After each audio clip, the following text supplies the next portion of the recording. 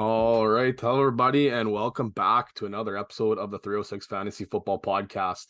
We're here recording Monday night, slap dab in the middle of the Monday night football game. So if there's like dead air time or I seem super distracted, it's because we're watching football right now. So we're gonna be trying to be quick on this one so we can catch the tail end of the game. But so far, not pleased with how Detroit's looked. But regardless, like I said, I want to be quick so I can just be disappointed by myself and not live on the air. We're recording here episode number 102.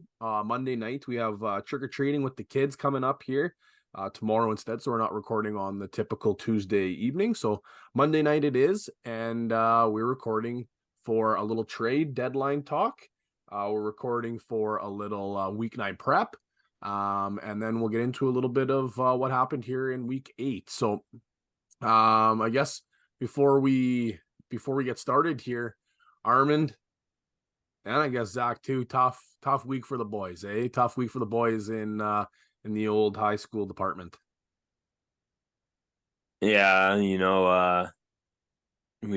went down to North Battleford Saturday, and it didn't go the way we wanted to, but got to give it to North Battleford. They're a tough physical team, and they beat us on the O line and D line, kind of like what I said last week. It would come down to that, and that's what it came down to, and they beat us there. And our boys kept fighting through. They kept fighting through the adversity. We were down by 14 points at one point, tied it up again, and then North Battleford ended up scoring 2 unanswered touchdowns and kind of took it away from us there in the fourth quarter. So yeah, it's tough one. Someone's got to win, someone's got to lose, but good luck to Battleford as they go on to take on the the Aiden Bowman Bears.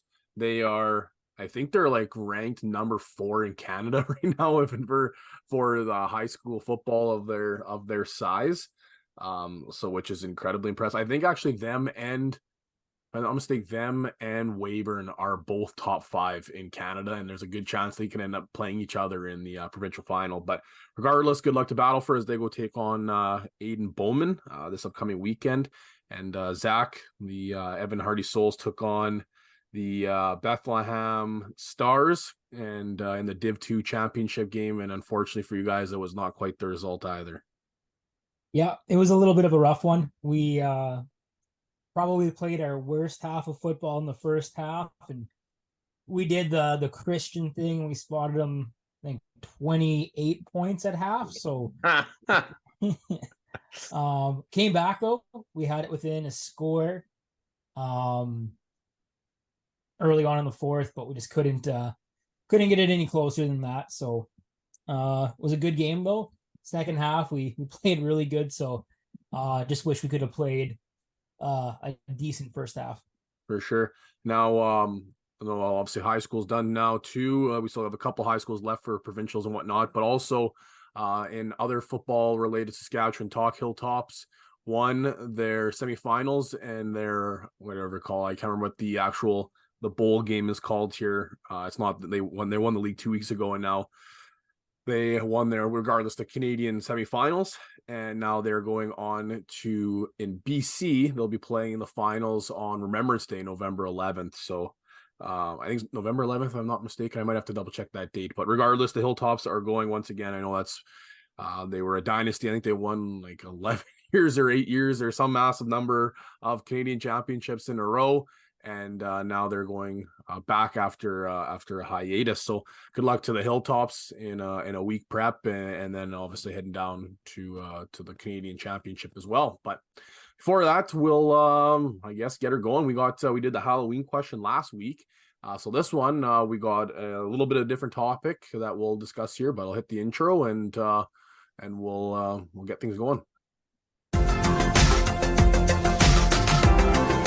Time to find out.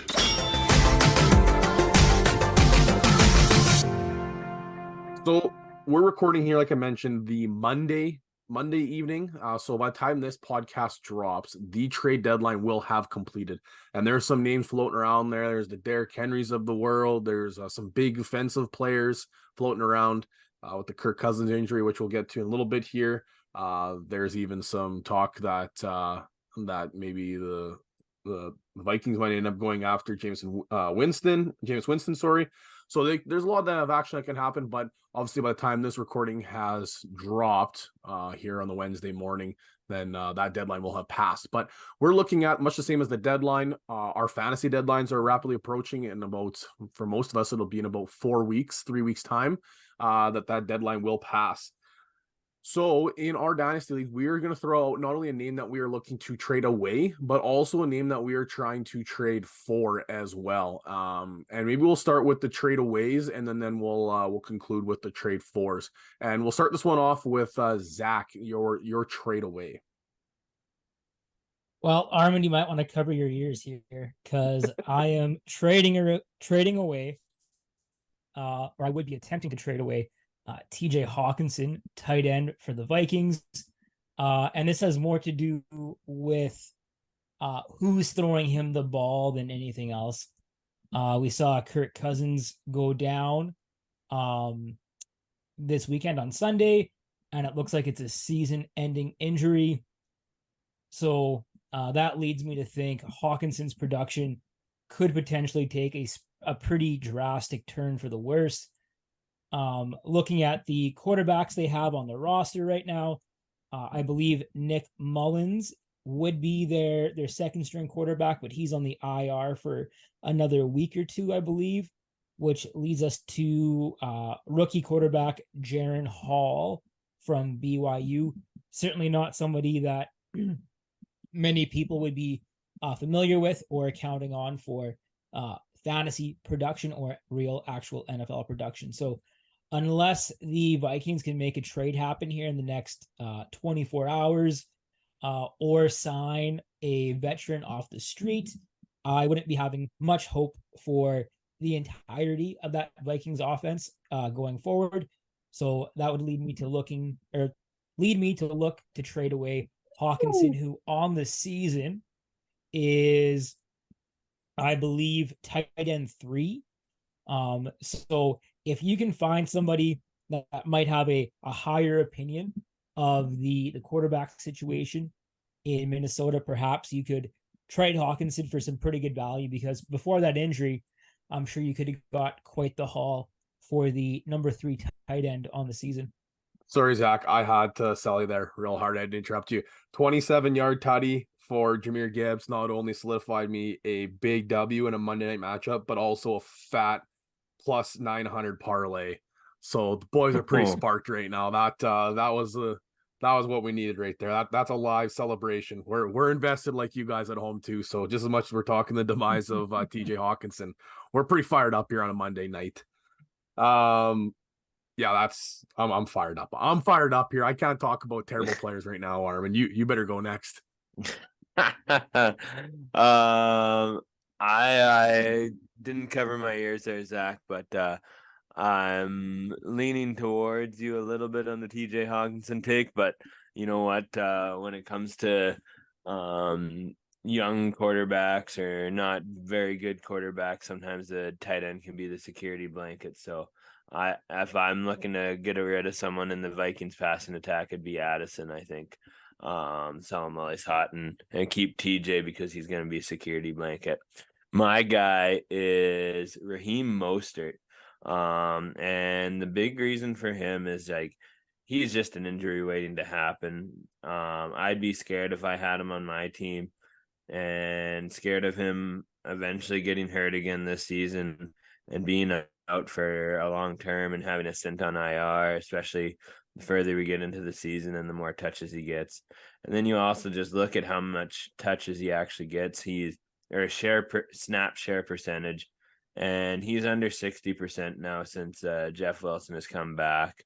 And we'll see, especially when A-Chain comes back, what's going to be happening there in that Miami backfield with those 3 backs. How many touches is he actually going to get? He could still be explosive, don't get me wrong, but it's going to be any given week could be a dud or a boom week for him. So I'd be looking to sell him while he's hot right now. Mine's spicy. I could jump on the same conversation you guys had. It could be the same thing as like trading away Justin Jefferson. I mean, people are, are excited for him to come back off the injury. We still don't know a timeline of when he's coming back off the hamstring injury. So you could be looking at possibly selling still a name high off the name value. But it's the same reason why I'm going to be trading away. I'm going to trade away Cooper Kupp. And like, this isn't like I'm trying to sell Cooper Kupp on pennies on the dollar, because he's Cooper Kupp. He's a first round draft pick. He's, a huge fantasy name. But back-to-back down weeks, and that's not necessarily why I'm looking to trade Cooper Kupp, but this season could go downhill quick for the Rams. They look like contenders for a bit, but now 2 not great losses in a row, and now with Matthew Stafford injured hand, he injured his throwing thumb. I think it's called the UCL joint, if I'm not mistaken, in the thumb. So now his timeline is not great. They don't know the exact extent of how long or if he is going to miss time, but at first they feared that it was an actual broken thumb. And if that was the case, then he was going to miss substantial time. So there's some things that I'm a little bit concerned. Obviously, Puka Nacua still is, playing very well. So it's not like Cooper Kupp is the only man in town as well, too. And I still think the people are very optimistic about Cooper Kupp and his name and his abilities. So I'd be looking to flip him for like another stud, or like if you were really set at wide receiver position, you needed like a stud running back, then maybe I'd be trying to make that flip. But I wouldn't be trading, Cooper Kupp for like a downgrade or anything of that sort. But I'd be looking to try and do a lateral move or a package deal where I'm getting better in another position. So this isn't like a panic sell on Cooper Kupp. That's not what I'm trying to say. I'm just saying take advantage of the name and the opportunity to move on, just because it might go downhill quick for him. Very similar to where he got shut down early last year, just due to he got an injury and they shut him down just because the season was going downhill quick. So now, well, move away from the negativity. Let's move into the positivity here. Zach, there's some nice names on the list here, and we'll start with yours first. Sure thing. So I would be looking to add more shares of Javonte Williams, somebody that's gotten a lot of love over the past couple of seasons on the pod here. Since week 6, since missing a game in week 5 because of injury, he has seen his rushing attempts increase from 10 to 15 to 27 this week, which that is a positive progression for somebody that is coming back from a season-ending injury last year. And as a result, with those increase in touches, his weekly finishes are increasing from running back 25 to running back 19 to running back 7 on the season. And the nice thing here about Javonte is this week is his bye week.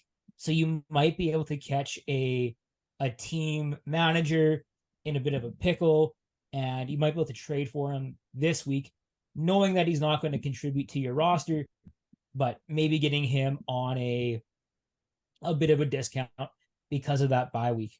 When he comes back from the bye week, he will play the Buffalo Bills, which is one of the league's weaker rush defenses.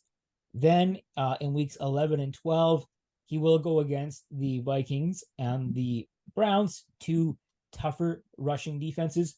But then either in the hunt or during fantasy playoffs, he'll go against Houston, the Chargers, and the Patriots, and then Chargers again, who are all plus matchups for running backs. So he'll be kind of hitting like a sweet spot in his schedule along that same time where you're going to really need his production in your lineup. That's a sneaky play with the bye week coming up, Zach. I like that one. That's a real sneaky play. And Armand, let's jump on the board here with your trade for target.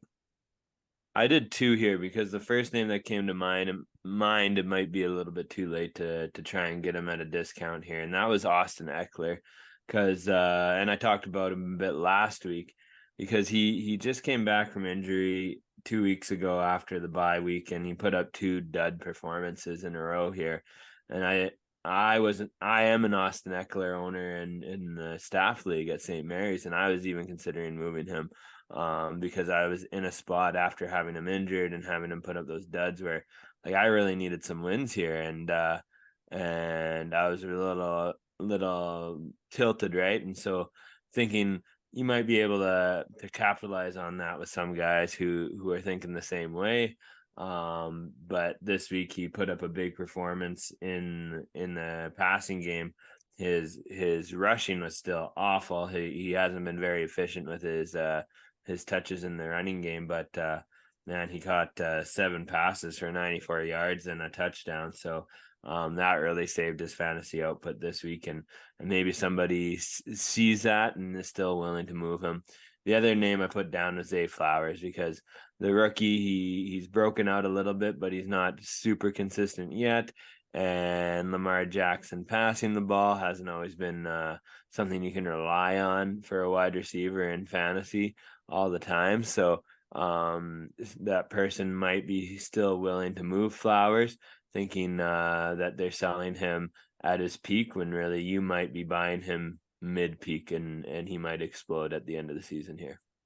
It's actually kind of funny you mentioned the Eckler trade, because right before this week started, I fired out a trade that involved me giving up Eckler and involved me getting Justin Jefferson, and now I'm super happy that trade did not go through. Like I was hoping on bounce back Higgins in the offer, as well as like Jefferson coming back as soon as possible off the IR and whatnot. But like, pretty happy that one didn't go through. But my trade for Target, and I've been saying this for a couple weeks, and now I think, especially with how poorly the Kansas City Chiefs played this past week, it might be able to get this one done. It's Isaiah Pacheco. His snap share is going up, and everybody else's is going down, down, down. And the amount of touches he gets in the red zone is quite surprising in comparison to what last season. I know he was dealing with a little bit of injuries towards the end of the season there, but usually the red zone was kind of where McKinnon just roasted fantasy football down the stretch and became a league winner. But now his touches in the red zone has gone down substantially, and Pacheco's has gone up. He has gone back to back, 3, not including this past week, obviously, but I believe it was 3 weeks in a row where he was 100 yard from scrimmage player, and a guy that the offense is going to continually trust. Now, this past week was really poor, and the week before that, I think, was a little bit of a down week too. I've just got to try and pull up the stats in front of me here. But as I'm talking, he's a guy that I've been kind of monitoring, because like, it's an offense that's going to put up points this week, not excluded. But week 1, he's put up 7 points, then another 7, 14, 23, 13, 13, 14. And this past week is 5.2. He's been very, very steady with a lot of upside, and a guy that, like I said, is on an explosive offense that I want parts of. Another name I thought worth throwing out too is T. Higgins. A lot of people are, upset with the production he's had. His touches have been down. His production's been really low. The Bengals offense as a whole has not looked great, but man, did they look really, really good this week. And it was another like huge Jamar Chase week, as well as a tutty from Tyler Boyd. But it's a matter of time before T. Higgins bounces back, and you're not going to get him any lower than you're going to get him right now. So I'd throw that name out in the mix as well too. But get things going here. We already talked about the Kirk Cousins one. This one sucks. I like Kirk Cousins. I know a lot of people don't like him, and he had a bad rap, but then he was fan favorite after the quarterback show came out on Netflix. But the team loves him. He's a heart and soul guy for the team, and now and obviously he's a fantasy producer for us folks. That's we're hardos in the old fantasy business. But it's a tough loss for not only him, the offense, and for the auxiliary pieces like we previously mentioned. Matthew Stafford, the thumb, that's something that we're gonna have to mention and monitor as the week progresses. And then Kendrick Bourne, wide receiver from the New England Patriots, tore his ACL in that one as well too. So that's a season ender for Kendrick Bourne. Studs and duds. We're gonna fly through some of these here. We're talking trades, and now we're moving into a little bit of a recap. Armand, this one was exciting. This one, if you could have gave me plus 1,000 odds, and I still was not going to hit the fact that this guy was even remotely close to this week. So let's do your stud first, because this one was fun to watch. Is Will Levis legit? And the first immediate response that we get is it seems so. He went 19 for 29, 238 passing yards, which isn't a huge number, but then he had 4 touchdowns and 0 interceptions. and you know what, it looked pretty good. Now D Hop seems to be a good connection for him, getting 3 of those 4 touchdown passes, which like that's pretty incredible for D Hop owners too. I know myself, I'm putting in a bid for Will Levis in a league where I need a QB, just to kind of see how things roll out here, because it seems like he might be the Tennessee Titans savior. Yeah, we'll see what happens here. That was fun to watch. I was very skeptic in my DFS. I picked up Atlanta. I thought, going 2 quarterback system, there's gonna be picks coming like crazy. Will Levis went in there and he looked good. He looked good. You're in that starting position. They've already announced that he's gonna be the starter this upcoming week. So get on the Will Levis train. Zach, your stud of the week. Yeah, I went with another young player that to this point in their career hasn't been getting the notoriety that I think they will be getting going forward, and that is tight end Trey McBride for the Cardinals. And his emergence has a lot to do with the absence of Zach Ertz, who landed on IR over the week. But prior to Zach Ertz going on IR, Trey McBride, his targets were going up over the past couple of weeks, from 3 in week 5 to 5 in week 6, 6 in week 7, all the way up to 14 in week 8. And over that span, he has had at least 8.5 yards per reception. So he is getting the ball at a comparable rate to the top tight ends in the league, at least as far as receptions downfield are concerned. So going forward, I don't know if this is sustainable, but it is something that I am interested in. And I am certainly happy that I picked him up in a couple of my leagues Friday and Saturday. So now I don't have to compete against people that I would be competing against to get him off waivers. So lucky for me, I kind of followed a hunch and it paid off. In that one league, I picked up Taysom Hill, and then I was browsing the waiver wire, and I was like, man, I should really pick up Trey McBride. And I was like, well, I got Taysom Hill. I'll let it ride with him. And it kind of worked out that I went with Taysom. But yeah, it was one of those ones where I was like, gosh, should I still pick him up anyways? Because I need a tight end. And well, I think we both kind of found one in that same league there. And then to my chagrin, I looked at the waiver wire and I decided, I was like, you know what? Let's just pick him up. And sure enough, Sunday morning, Zach Strong already put him on his roster. So there he was. My stud of the week, the Dallas Cowboys looked real good. They looked real good. The offense was back and rolling, and they put up a statement versus the Los Angeles Rams, and that was obviously to the beat of the drum of Dak Prescott. But my stud is CeeDee Lamb.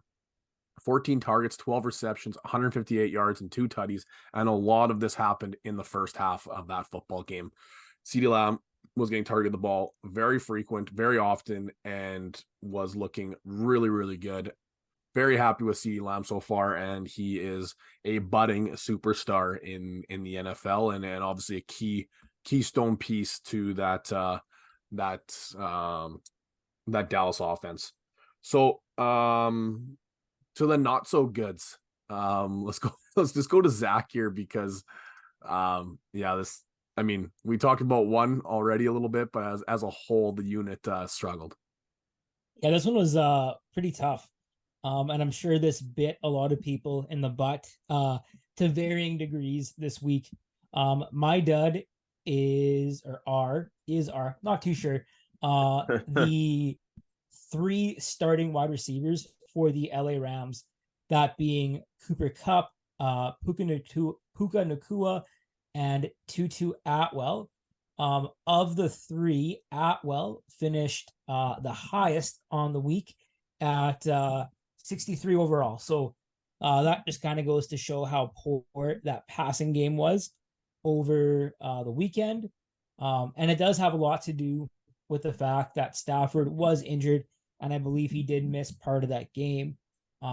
Regardless, though, with them being down as much as they were, and as early on in the game as they were down, I would have expected a lot of production from these guys, where they'd be getting the ball thrown their way and producing a lot more than they did, because they were targeted a lot. Cooper Kupp had 10 targets, Nakua had 7, and Atwell had 4. But they just weren't able to do much with the targets that they were given. Armand, my stud ate into your dud. So let's hear about your dud. Yeah, my dud of the week is Tony Pollard, who only got 6 fantasy points. And the thing is kind of like you said, it was to the beat of Dak Prescott for Dallas this week, and CeeDee Lamb benefited from it. And Tony Pollard got destroyed because of it. And you would think in a positive game script where you're destroying the other team, your running back should be able to produce some sort of fantasy production, and get yards on the ground and a little bit of check down work and stuff, and be a little bit more involved than Pollard was in this game. So sorry, Tony, you kind of got dumped on here. The way she goes sometimes, unfortunately. I mean, when the points can only go so far, I guess. But I mean, they did get a lot of them. So my dud, I already talked about the how poorly this game was, but Patrick Mahomes, 5.64 fantasy points against Denver Broncos. That was a serious plus matchup. And boy, did they put a goose. Did not play well. 0 offensive touchdowns. I think 0 touchdowns total. I think they had 3 field goals maybe or something like that if I double check my numbers. But this was a stinker. It was a positive matchup for them against Denver, but they sucked. We'll leave it at that. Moving into week 9, this week we had 0 buys. This upcoming week we have 4: Denver Broncos, Detroit Lions, Jacksonville Jaguars, and the San Francisco 49ers. And if there is a team that needs the bye week more than anybody right now, it is the San Francisco 49ers, because they are on a skid. But we'll go into our starts and sits, and that's going to wrap it up for us. So Zach, we'll fire it up with you. All right. Well, this week I am starting Josh Downs. Josh Downs has had himself a bit of a tear here since Richardson went down, and he's filled in really nicely with Minshew. So look at Josh Downs against a weaker passing team in the Carolina Panthers. Armand, your start of the week. A name that is first time heard on the pod, Rashid Shaheed from New Orleans. He's a wide receiver. They're playing Chicago this week, which is a nice soft matchup, and he has been explosive. He doesn't need a lot of targets to really put up fantasy points for you. He put up 30 PPR points this week on just 3 receptions. So that just kind of tells you what kind of player he is and what he can do when he has the ball in his hands. And I'm starting to believe in him, and I'm willing to start him this week. I'm going to start with Kareem Hunt. This is a guy that came off the street, signed with his old team again, and has been doing very, very well. Going against Arizona here this upcoming week, they are a very much a plus matchup, averaging 22.6 fantasy points to the running back. And since Kareem Hunt has come back, he has slowly integrated himself into the offense. He's got San Francisco 14.6 fantasy points against Indianapolis, 15.1 fantasy points, and this last week against Seattle, 13.2 fantasy points. So been very steady, consistent, and against a team that gives up a lot of fantasy points to the running back position. Kareem Hunt, fire him up in your fantasy lineups. Now our sits, the not so goods. Let's put them on the bottom end of your lineups, the bench. Zach, let's hear who you got. Yeah, I'm going with Hollywood or Marquise Brown, wide receiver for the Cardinals. And a lot like what I said about Hawkinson, this rings true with Brown. The staff in Arizona have already come out saying they're sitting Dobbs. And if that means it's either going to be Kyler Murray's first game back after a pretty catastrophic injury, or Clayton Tune's first ever start. Neither of those are very exciting to me against a very, very mean and formidable defense with the Browns. So I would be looking at options outside of Hollywood. That Cleveland Browns defense is legit good. Armand? I think if we look back at every single one of our starts and sits of the year, this guy's made our sit list. I think so. This is week 9. I think he's made it at least over half of our starts and sits. But let's hear it one more time. Well, you know what? I'm just gonna say you can sit him next week as well. Okay. Maybe consider starting him again in week 11. We'll retouch base in week 11. But Damian Pierce, man, he is having a rough season. He is now the last 2 games that Houston has been under 50% snap share for that team. So he's not been efficient. He has not been good for them. He's not getting any receiving work either. And he's losing touches to Devin Singletary. So just sit Damian Pierce until you hear otherwise. I'd tell you to try and trade him, but you're not going to get anything for him right now. Yeah, when you're losing touches to Singletary, that's not what you want. My start sit is going to be Deontay Foreman. He had a huge monstrous week against Las Vegas in week 7, 31.5 fantasy points. He had 3 touchdowns. This past week against the Chargers, which is a positive matchup, he was only able to muster up 4.1 fantasy points.